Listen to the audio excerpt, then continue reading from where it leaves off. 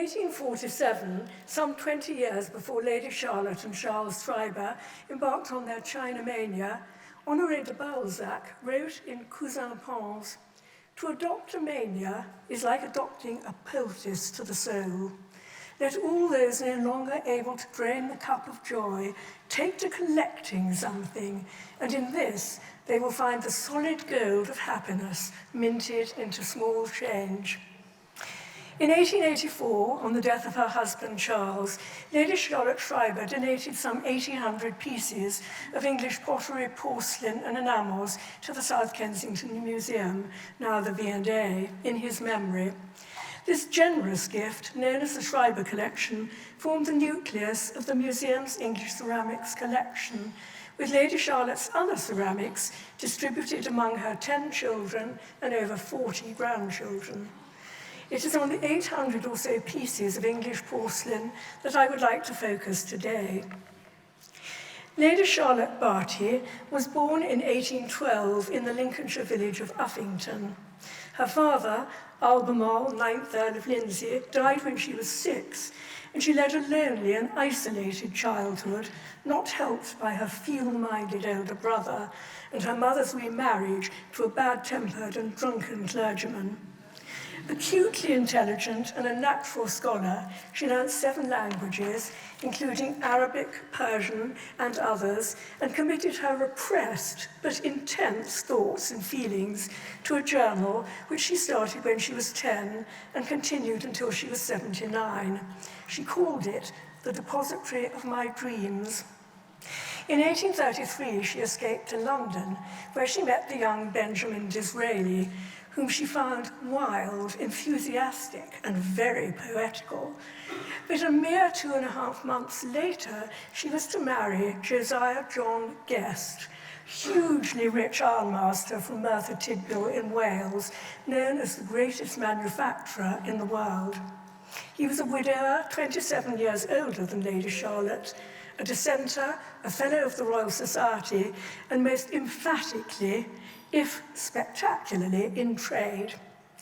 Lady Charlotte threw herself into his male-dominated industrial world with characteristic passion and energy, acting as his secretary and accountant, and setting up many charitable and cultural institutions for the ironworkers and their families, whom she called "my dear Welsh."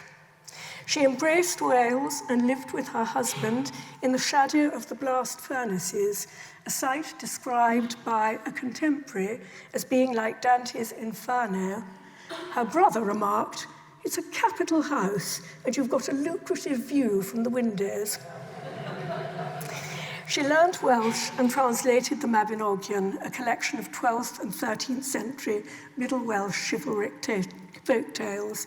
This scholarly but lyrical book became a classic and inspired Tennyson to write his Idylls of the King, earning her his friendship and respect. She also gave birth to 10 healthy children, 5 girls and 5 boys. In 1852, Sir John Guest died, leaving her a bereft widow of 40 and very well off. 24 days after his death, she engaged a tutor for her eldest son, Ivor. Charles Schreiber was a classical scholar and fellow of Trinity College, Cambridge. Lady Charlotte recorded of the tousle-haired and full-lipped young man, "I like what I see of him very much." You've guessed, they fell in love, and to the horror of her children and society, she dyed her prematurely white hair black, and in 1855 they were married. She was 43, he was 30. They were to be blissfully happy in a marriage based on mutual enjoyment and shared interests. When the Guests had bought Canford Manor in Dorset in 1846 for the vast sum of £335,000, with the aim of launching their children into society, they had furnished it with old master paintings, furniture, and decorative arts purchased from antique dealers and curiosity shops. Lady Charlotte wrote about her china there, "I am fond of seeing it and having it with me, and nothing sets off a room to such advantage. Shades of Baxter's remark in Anthony Pole's A Dance to the Music of Time that books do furnish a room. This reveals Lady Charlotte as a decorator rather than a serious collector at this time. Little, therefore, apart from the fact that 3 of her sons collected, was to protect the China Mania, which was to hit her with all the force of a Damascene conversion during the mid-1860s.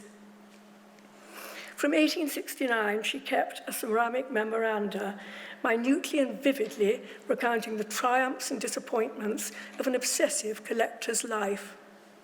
The Schreibers bought widely from dealers, auction houses, and other collectors, spending around 5 months of every year scouring Europe for what they called trouvailles, snapping up English ceramics at knockdown prices.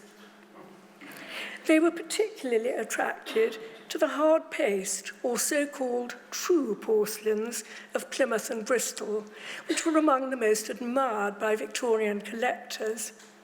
In 1868, the Schreibers purchased Plymouth pieces from 3 of the direct descendants of William Cookworthy, the founder of the Plymouth porcelain factory, which these descendants apparently willingly ceded in order to keep the collection together.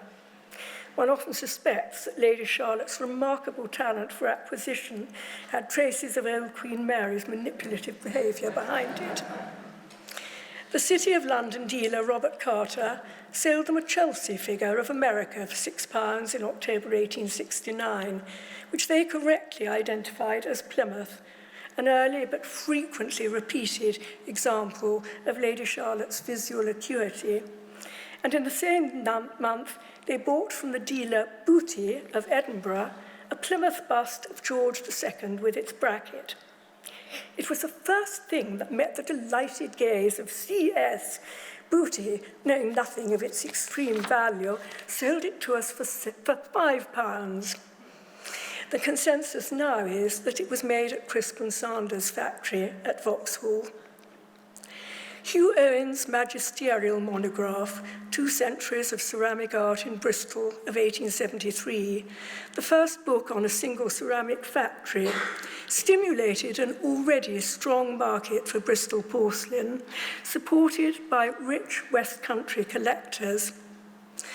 The Schreibers were frequent visitors to William Edkins and his wife in Bristol, dealer and collectors, whom they referred to as our excellent friends. He was a grandson of Michael Edkins, a painter of Bristol glass and tin-glazed earthenware, and he later presented Lady Charlotte with a Bristol plaque in 1884 for the South Kensington Museum. His collection was sold at Sotheby's in 1874 and 1891. Beautifully modelled and executed Bristol figures of the seasons were bought from Mrs. Halliburton of Richmond, a collector of Chelsea. Lady Charlotte wrote, "They were not all intact, however, they are most precious to us." It was from W. Sanders, a Hammersmith dealer, that the Schreibers made their 2 most expensive purchases. A set of Bristol child or rustic seasons, for which they paid £380 in March 1873, and a spectacular gold anchor Chelsea bocage group after Boucher of the music lesson, for which they gave the huge sum of £364 in May 1875 at Sanders' sale at Christie's. By March 1874, Lady Charlotte could boast, "Our collection of Bristol figures now surpasses every collection." During this time, the status of dealers was rising steadily during the second half of the 19th century, with many of them opening premises in the West End and building 2-way relationships of trust with favoured clients, greatly enhancing the reputation of the trade. As the person who talked about the Cat's collection, this coming together of the trade and academia was very much ongoing at this moment. These new scholar dealers also lent to the great burgeoning exhibitions, such as the Manchester Art Treasures exhibition of 1857, which the Schreibers visited 5 times, and donated to and consulted with the emerging museums. William Mortlock of Mortlock's in Oxford Street was on the judging panel of the Great Exhibition in 1851, and his son John confided to Lady Charlotte's son Montague that she had taught him all he knew about ceramics, showing the new collaborative relationships which were growing between dealers and collectors. The Schreibers even lent examples of their ceramics to Mortlocks to copy for sale, and sometimes acted as runners on their behalf, particularly for highly fashionable blue and white oriental porcelain, beloved by the high aesthetic band, but which the Schreibers judged a ridiculous rage, and also Delftware and even youthful baskets.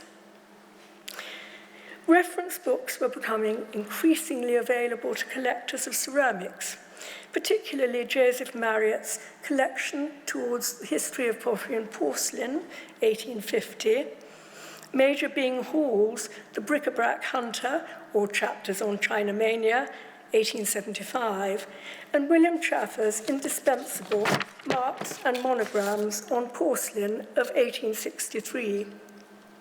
Chaffers was much involved with the Manchester exhibition and was also a member of the Society of Antiquaries. Collectors' societies, too, were also springing up. The Fine Arts Club attracted Charles Schreiber, Chaffers, and other collectors as members for discussion and the dissemination of knowledge. Henry Cole, a chief initiator of the Great Exhibition in 1851 and first director of the South Kensington Museum, was on the committee. But the high-minded Lady Charlotte found that the meetings became too social for her liking. The Schreibers collected most of the major 18th century English porcelain factories, and Lady Charlotte particularly delighted in the Chelsea toys, this feminine taste chiming with her other love of enamels. Her scholarly nature was attracted to transfer printed items or pieces with a historical interest, and they liked figures. Among their Chelsea pieces were two rare so-called mansion-house dwarfs after Jacques Callot, the woman with a red anchor mark, the man with the slightly earlier raised anchor mark. Lady Charlotte remarked, "These figures are a great addition to our collection." Purchased at Christie's as Chelsea for only 3 guineas in January 1870 was a beautiful group of Hercules and Omphale, such as you saw in the Cat's Collection talk, after an engraving by Laurent Carr of François Lemoine's painting of 1724, which has now been ascribed to Charles Gouin's factory in St. James's. Another very rare group of Britannia, bought as Chelsea or Bow, with transfer printed decoration on the base, has now been ascribed to the Vauxhall factory. The Schreibers admired Bow, and in 1868 they joined the excavations at the old factory site. They found many shards and were given some that they themselves had unearthed.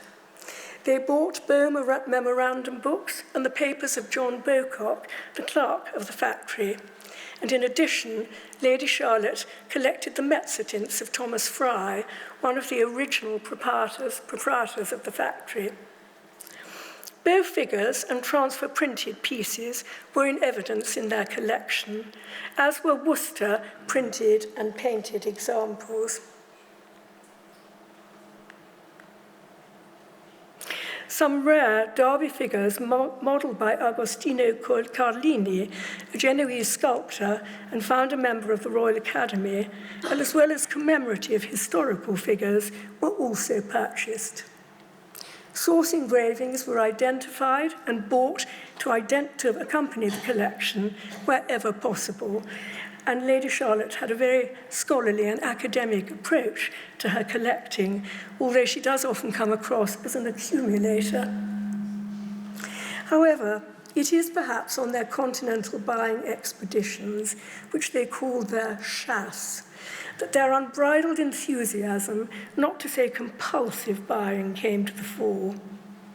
They would cross the Channel early in the morning, often accompanied by Lady Charlotte's loyal and long-suffering maid, Moody, and armed with a dear old collecting bag of red velvet, one or more baskets, as well as the faithful waterproof. They travelled by train and diligence, one journey between The Hague and Brussels, requiring as many as 16 changes, and it was as well that our heroine could write, "A train journey always does me good." Over 20-odd years, they ransacked, their word, the antique shops of Europe, for hours at a stretch. At the end of each day, they would return to their hotel for the table d'hôte dinner, after which they retired to their rooms to wash, mend, and record their finds. Often, the lodgings were inadequate. In Valladolid, May 1871, they could find no lodgings at all and were forced to spend the night in an omnibus locked in a railway yard, which made Moody very nervous. In 1876, in Leeuwarden, the little bedroom felt like an ice house, so I determined not to undress and lay down in all my travelling things, muff included. In 1879, in Arnhem, we were tormented by mice, fleas, mosquitoes, and worse. Travel, too, was unpredictable. In 1871, en route for Versailles during the turbulent period of the Paris Commune, they were forced to travel in a market cart, along with the loyal Moody, delighted with their impromptu French breakfast of some bread and capital Gruyere cheese and a bottle of vin ordinaire. Portugal, 1875. Soon after 4, we were up again, and before daylight had our cup of coffee and groped our way to the diligence awaiting us. Their energy and single-minded determination were unbounded. 1869, determined to beat up Holland in detail, and later in the same expedition, off to Gouda by 9, ransacked all Pavord's warehouses, climbing up into impossible lofts in a crinoline. Brussels, November 1872. Our morning's work of 7 hours has taken us into not less than 16 shops. And November 1876, this installment of purchases amounts to 91 pieces. Not surprisingly, they were often physically weighed down. October 1873, Rotterdam. We have so many boxes and baskets full of china, etc., that it will be next to a miracle if all arrive safe in England. And the next year, I was very grateful when I landed safely on my native shore, the celebrated red velvet bag laden with all the enamels on my arm. Charles often flagged, and even before their marriage, the hyperactive Lady Charlotte had referred to his hopelessly sleepy fits. Now he was often afflicted by faceache, neuralgia, headache, a cold or a chill or bronchitis, and in hot climates he was martyred by mosquitoes. But their gusto and enjoyment are palpable in every page of the journals, and there were wonderful and unexpected finds to be made, including 2 pieces of Worcester in Lausanne and Dijon, a Chelsea group of Tyrolean dancers in Paris, and in Amsterdam, a Chinese version copied circa 1752 from the Meissen prototype of about 1740 and correctly identified by Lady Charlotte as Oriental. In Rotterdam, 1875, we obtained a magnificent large rabbit of old red anchor Chelsea at Minden's, very cheap. Would only that it had been perfect, but alas, it has suffered much. Still, it is a noble piece. He asked £5 for it and took 4. The Schreibers were little concerned by damage and could thus reassure customs officers that their ceramics were not new and liable to duty, but were objets d'art, as so many were faulty. Again, an echo of the Katz collection. In Amsterdam in 1872, on the right, Lady Charlotte found a Bristol figure nearly perfect. I was so astonished that I put it down, hardly believing my own eyes at this great find. Of course, he had no idea what it was, but because it was large, he wanted £7. It ended in our giving him £7 for it and 2 bow saucepans. At Spares in Amsterdam, August 1869, they fell upon a pair of nearly perfect Chelsea Derby groups after Sèvres originals by Falconet, inspired by Boucher, which they named Proposal and Acceptance. In Brussels in 1872, we laid out about £10, very much to our satisfaction, reckoning that we had secured objects worth £40. Among the objects was a very perfect pair of bow partridge tureens, and in February 1875, their offer of £8 was finally accepted by Crespin of Paris for 2 bow figures of the seasons. In Utrecht, 1869, they bought a Chelsea apple box for 2 shillings and 6pence from Gorkum, a favourite dealer, and they consistently paid low prices abroad for English ceramics. Sometimes it would even appear that Lady Charlotte was more enchanted by the low prices than the desirability of the pieces purchased. Nuremberg, 1869. As a rule, we've paid about half the English market value, and in some cases much less. Brussels, 1874. We possessed for £12 10 shillings what he began asking us £20 for. I give all the particulars of this little episode because I think it is most characteristic. Her pleasure in bargains does not, however, always show her in a complimentary light. In Leeuwarden in 1882, the Jewish dealer de Vries declined to sell to her as it was a Feast of Tabernacles and a day of religious observance for Jews. Lady Charlotte recorded proudly, I carried off a fine camel's teapot of salt glaze, which was too good to leave behind, and which I told him I should consider a present. She added, perhaps lest posterity should judge her, I shall send him a money equivalent, of course. However, things did not always go their way.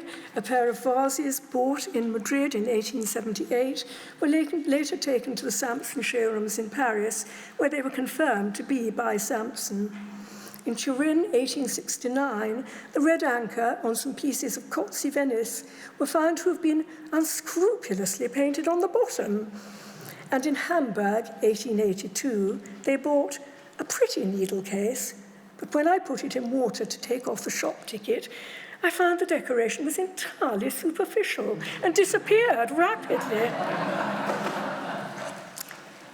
Always eager to research fakes and forgeries, they visited Ferdinand Gaidon in Marseille, who faked early faience, and Caldas in Portugal, where coarse imitations of Palissy were made. In 1877, they visited Monsieur Balthazar Le Rougère of Paris, who since 1870 had been decorating porcelain bought in the white from Saint-Amand and passing it off as Sèvres, Tournai, and blue-brown Worcester, to which he added a gold anchor mark and called it Chelsea. They also visited the Wolfson establishment in Dresden, where they saw old pieces at high prices and much that was new. Other English collectors infected with China mania, of which there were increasing numbers, also proved problematic during the 1870s, mainly due to the aesthetic craze for Chinese blue. And dealers were no exception. On the 7th of April 1873 in Munich, the Schreibers lamented that Bernard and Juvine of Hull have been before us, making wonderful purchases. But they would have the last laugh, preempting Juvine on a journey to a remote village in Holland where exceptional pieces were rumoured to be had. He crossed her, coming away in her fly, finding that she had triumphantly cleared the decks before him. Lady Charlotte's reputation as a prominent collector and authority went before her. dealers, diplomats, and other collectors provided important entree to museums and their directors, and even the royal collections of the Queen of Holland in 1874 and the Crown Princess of Germany in 1878 were opened to the Schreibers. However, it is the uninhibited, childlike joy of the Schreibers en chasse which will be recognized by every collector. We were as happy as possible, came away laden with spoil, came away in high glee, and came away ruined but content. A Pepysian note is struck at the end of many of their days. We have dined, and Charles is washing up and praising our purchases, or a good dinner dispatched, and now to bed. But the happiness was not to last. Charles had often shown signs of physical frailty on their travels. In 1883, a sea voyage was recommended for his congested lungs. On the voyage home from South Africa, on the 17th of December, 1883, Lady Charlotte wrote, "After dinner, I felt quite overdone, but lying on the floor with my head resting on the dear old collecting bag of 1868, I dropped into a sound sleep." He died 3 months later in Lisbon. Back in England, Lady Charlotte set about donating their collection to the South Kensington Museum in memory of her husband. With her kind and gifted friend, an old mentor, Augustus Wollaston Franks of the British Museum, she set about writing a catalogue of the pieces selected for the museum. She was assisted by the London dealer George Harding, who came to her house in Cavendish Square every evening, and she found now that only work appeased her sadness. Even now, however, the habits of the last 20 years were impossible to break, and she found herself on morning rambles to the London dealers, where she bought at high prices, protesting, "These expensive rambles will ruin me," but justifying it by reassuring herself, "Another £5, but then it is going to the South Kensington." On December the 26th, 1885, the Schreiber collection was opened to the public. The last years before Lady Charlotte's death, at the age of 83 in 1895, were spent campaigning to set up shelters for London's cabmen, whom she had much patronised in her metropolitan old age, and for whom she knitted a red woolen muffler every day, in spite of being nearly blind. And here you can see her with her knitting needles. She also donated her collection of fans and playing cards to the British Museum and catalogued them as well. As an epilogue, I think this is a good one which every collector will identify with. When she wrote of the purchase from the dealer Kerridge on October the 30th, 1884, of a salt-glazed teapot with a portrait of Admiral Vernon, very desirable, very ugly, and very dear. He wants £5 for it, but of course I must have it. I'd just like to leave you with a little, oh, there's the teapot. Just like to leave you with a little discovery I made a few weeks ago in a house in Dorset, which was built by Lady Charlotte's son, Merthyr. This little eggshell porcelain tea bowl from the tea bowl and saucer, just the saucer, from the reign of the Yongzheng Emperor, painted in London, possibly by James Giles, with a green chinoiserie after Jean Pillemont, and, I hope you can see on the back, scratched into the glaze, Lady Charlotte's monogram, which you can compare with her signature on the right. I think that's rather wonderful, but as far as I know, it's not recorded in the journals. Thank you.